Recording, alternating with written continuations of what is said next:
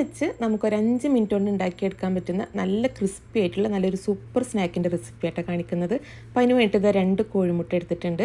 അത് മിക്സിയുടെ ജാറിലേക്ക് പൊട്ടിച്ചിട്ട് ഒഴിച്ചു കൊടുക്കാം. ഇനി ഇതിലേക്ക് ഒരു 1/2 ടീസ്പൂൺ ഉപ്പും കൂടെ ചേർത്ത് കൊടുത്തിട്ട് ഈ മുട്ട നന്നായിട്ടൊന്ന് അടിച്ചെടുക്കാം കേട്ടോ. 1 മിനിറ്റ് നന്നായിട്ട് പതയുന്ന വരെ നന്നായിട്ടൊന്ന് അടിച്ചെടുക്കാം. അപ്പോൾ ഇതാ മുട്ടയുടെ മിക്സ് നന്നായിട്ട് അടിച്ചെടുത്തിട്ടുണ്ട്. ഇത് നമുക്കൊരു ബൗളിലേക്ക് ഒഴിച്ചു കൊടുക്കാം.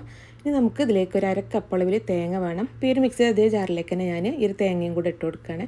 പിന്നെ ഇതിലേക്ക് ഒരു 2.5 ടേബിൾ സ്പൂണ് സവാള ചെറുതാക്കി അരിഞ്ഞതായിട്ട് എടുത്തിട്ടുള്ളത്. അപ്പോൾ അതിന് പകരമായിട്ട് ചെറിയ ഉള്ളി എടുത്താലും മതി. പിന്നെ ഇതിലേക്ക് എരിവിന് ആവശ്യമായിട്ടുള്ള പച്ചമുളക് ചേർത്ത് കൊടുക്കുകയാണ്. ഞാൻ 2 പച്ചമുളകായിട്ട് എടുത്തിട്ടുള്ളത്. പിന്നെ ഒരു 1.5 ടേബിൾ സ്പൂണ് ഇഞ്ചിയും കൂടെ അരിഞ്ഞത് എടുത്തിട്ടുണ്ട്. അപ്പോൾ അതും കൂടെ ഇട്ട് കൊടുക്കുകയാണ്. ഇനി ഇതെല്ലാതും കൂടെ ഒന്ന് ഒതുക്കിയെടുക്കട്ടെ. നമ്മൾ ചമ്മന്തിക്കൊക്കെ ഒന്ന് ചതച്ചെടുക്കുമല്ലോ, ആ ഒരു പരുവത്തിൽ ഒന്ന് ഒതുക്കിയെടുക്കട്ടോ. അപ്പോൾ ഞാനിത് നന്നായിട്ടൊന്ന് ഒതുക്കിയെടുത്തിട്ടുണ്ട്. ഇപ്പോൾ ഈ ഒരു പരുവത്തിലാട്ടോ നമുക്ക് വേണ്ടത്. ഇങ്ങനെ കടിക്കാൻ കിട്ടുന്ന ആ ഒരു പരുവത്തിൽ കേട്ടോ, ജസ്റ്റ് ഒന്ന് ഒതുക്കിയെടുത്താൽ മതി.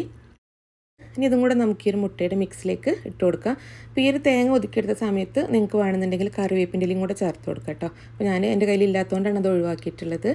ഇനി നമുക്കതൊരു പാന് ചൂടാൻ വെച്ചിട്ടുണ്ട്. അതിലേക്ക് ഓയിൽ ഒഴിച്ചു കൊടുത്തിട്ട് എണ്ണ ഒന്ന് ചൂടാൻ വെക്കാം കേട്ടോ.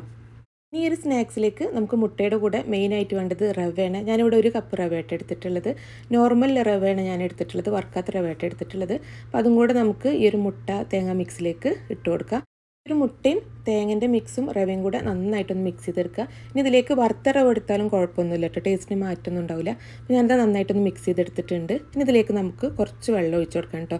ഈ ഒരു പരുവത്തിലല്ല കേട്ടോ നമുക്ക് ഈ ഒരു മാവിൻ്റെ കൺസിസ്റ്റൻസി എന്ന് പറയുന്നത്. അപ്പോൾ ഞാനിത് ആദ്യം 1/2 കപ്പ് വെള്ളം ഒഴിച്ച് കൊടുത്തിട്ട് നന്നായിട്ടൊന്ന് മിക്സ് ചെയ്തെടുക്കുകയാണ്. അപ്പോൾ നമ്മൾ വെള്ളം ഒഴിച്ചെടുക്കുന്ന സമയത്ത് കുറേശ്ശായിട്ട് ഒഴിച്ച് കൊടുത്തിട്ട് നന്നായിട്ടൊന്ന് മിക്സ് ചെയ്തെടുക്കുക. അപ്പോൾ ഈ ഒരു 1/2 കപ്പ് വെള്ളം മൊത്തത്തിൽ ഒഴിച്ച് കൊടുത്ത് മിക്സ് ചെയ്തെടുത്തിട്ടുണ്ട് കേട്ടോ. അപ്പോൾ ഇതിലേറെ കുറച്ചും കൂടെ ലൂസായിട്ടുള്ളൊരു കൺസിസ്റ്റൻസി ആട്ടോ നമുക്ക് വേണ്ടത്. ഞാനൊരു 1/4 കപ്പ് വെള്ളം കൂടെ ഒഴിച്ച് കൊടുത്തിട്ട് നന്നായിട്ടൊന്ന് മിക്സ് ചെയ്തെടുക്കുകയാണ്. അപ്പോൾ ഈ ഒരു വെള്ളത്തിൻ്റെ അളവ് കറക്റ്റാണ് കേട്ടോ. 1/4 കപ്പ് വെള്ളമാട്ടോ ഞാൻ എടുത്തിട്ടുള്ളത് മൊത്തത്തിൽ. അപ്പോൾ ഇതിൽ നിങ്ങൾ ഉപ്പിൻ്റെ അളവൊന്ന് നോക്കട്ടോ. ഉപ്പ് കുറവുണ്ടെങ്കിൽ ഈ ഒരു ടൈമിൽ ചേർത്ത് കൊടുക്കാം. അപ്പോൾ അത് നമ്മുടെ ബാറ്റർ റെഡി ആയിട്ടുണ്ട്. നമുക്കിത് ഫ്രൈ ചെയ്തെടുക്കാം. അപ്പോൾ അതിന് വേണ്ടി എണ്ണ ചൂടായിട്ടുണ്ട് കേട്ടോ. നമ്മളിത് ഫ്രൈ ചെയ്തെടുക്കുമ്പോൾ ശ്രദ്ധിക്കേണ്ട കാര്യം എന്താ വെച്ചാൽ എണ്ണ നന്നായിട്ട് ചൂടായ ശേഷം നമ്മളിതൊരു ലോ ഫ്ലെയിമിലേക്ക് മാറ്റി കൊടുക്കുക. എന്നിട്ട് നമുക്ക് കൈ വെച്ചിട്ടോ അല്ലെങ്കിൽ സ്പൂൺ കൊണ്ടോ ഓരോ സ്പൂണായിട്ട് മാവ് ഈ എണ്ണയിലേക്ക് കോരി ഇട്ട് കൊടുക്കുക. എണ്ണയിലേക്ക് നമ്മൾ ഈ ഒരു ബാറ്റർ മൊത്തത്തിൽ ഇട്ട് കൊടുത്ത ശേഷം പിന്നെ ഒരു മീഡിയം ഫ്ലെയിമിലേക്ക് മാറ്റി കൊടുക്കുക. എന്നിട്ട് നമ്മളിത് ഇളക്കാനൊന്നും നിൽക്കരുത് കേട്ടോ. ഈ ഒരു സ്നാക്സിൻ്റെ ഒരു ഭാഗം നന്നായിട്ട് മൊരിഞ്ഞിട്ട് നല്ലൊരു ബ്രൗൺ കളറായി വരുമ്പോൾ മാത്രം നമ്മളിതൊന്ന് മറിച്ചിട്ട് കൊടുക്കുക. കാരണം ഇത് റവ ആയതുകൊണ്ട് നമ്മളിത് ഇങ്ങനെ പെട്ടെന്ന് തിരിച്ചും മറിച്ചും ഇളക്കി കൊടുത്തു കഴിഞ്ഞാൽ ഇത് പൊടിഞ്ഞു പോകും എണ്ണയിൽ. അപ്പോൾ നമ്മളൊരു ഭാഗം നന്നായിട്ട് മൊരിഞ്ഞ് കഴിഞ്ഞ ശേഷം മാത്രം നമ്മളിതൊന്ന് മറിച്ചിട്ട് കൊടുക്കുക. ഈ ഒരു സ്നാക്സിൽ അങ്ങനെ എണ്ണ പിടിക്കൊന്നുമില്ല കേട്ടോ. നമ്മളൊരു മീഡിയം ഫ്ലെയിമിൽ വെച്ചിട്ട് ഫ്രൈ ചെയ്തെടുത്താൽ മതി. ഇപ്പോൾ ഒരു ഭാഗം ഒന്ന് ഫ്രൈ ആയി വന്നപ്പോൾ ഞാനിത് മറിച്ചിട്ട് കൊടുത്തിട്ടുണ്ട്.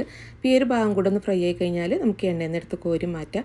അപ്പോൾ ഈ ഒരു ഭാഗം കൂടെ നന്നായിട്ട് ഫ്രൈ ആയിട്ടുണ്ട് കേട്ടോ. നല്ലൊരു ബ്രൗൺ കളർ ആയിട്ടുണ്ട്. ഇപ്പോൾ ഒരു 5 മിനിറ്റ് ടൈം നമുക്കിത് ഫ്രൈ ചെയ്തെടുക്കാൻ വേണ്ടി എടുക്കുന്നുള്ളൂ കേട്ടോ.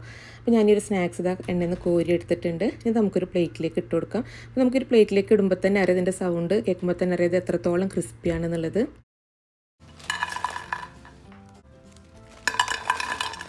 അപ്പോൾ ഈ ഒരു സ്നാക്സ് ഞാൻ മൊത്തത്തിൽ ഫ്രൈ ചെയ്തെടുത്തിട്ടുണ്ട്. നല്ല ക്രിസ്പി ആയിട്ടുള്ള നല്ല ടേസ്റ്റ് ആയിട്ടുള്ള സ്നാക്കാണ് കേട്ടോ. അതിൻ്റെ ഉൾഭാഗം നല്ല സോഫ്റ്റാണ്.